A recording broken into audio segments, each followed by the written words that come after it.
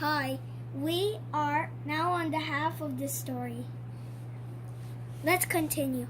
Meanwhile, the little bald townspeople watched as the big hairy giant lumbered away.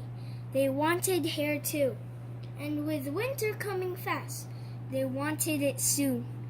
So the little bald people in the little bald town came up with a big and nasty idea. When Wilfred came back the next day, a few of the little bald people stopped him and told him that big hairy monsters were not allowed in their little bald town. If he wanted to visit, he'd have to stop being big or to stop being hairy. Since Wilfred couldn't stop being big,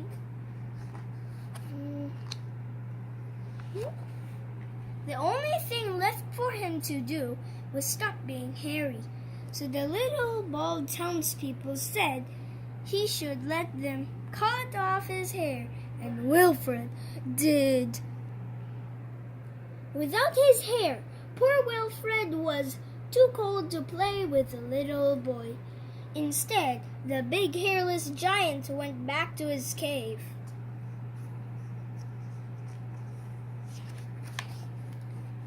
Winter came early and the snow piled up on the ground while the little boy waited day after day for the big hairy giant to return.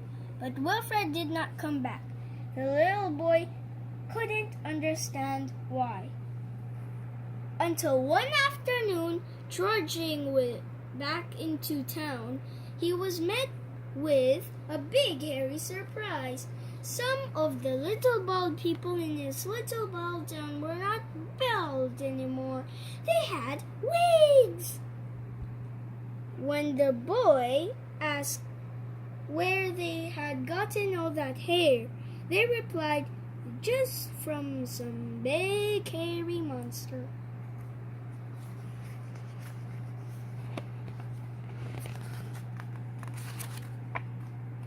Oh no, without his hair the giant would freeze. The little boy had to help him. He ran back home where he made giant mittens out of his blankets.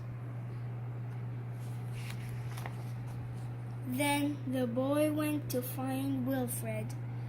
That night, a blizzard rolled in with great blustery gusts and tossed the boy about like a little bald snowflake, and carried away his giant mittens. In the face of disaster and the danger of frostbite, the boy tried to stay calm.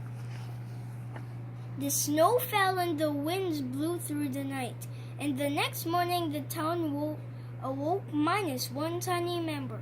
The boy was missing. The town sent out a search committee. They looked and they looked and they looked for the lost little boy.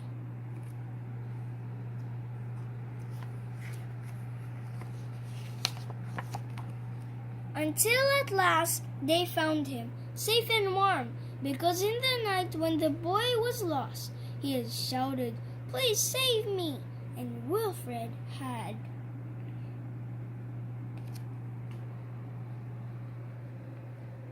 The little townspeople felt sorry. This creature wasn't just a big hairy monster.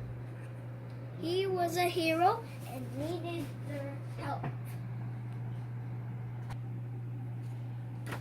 They covered Wilfred in blankets and made a big fire to help him get warm. They took all their wigs and sewed them back together into a great, big, hairy suit for Wilfred to wear.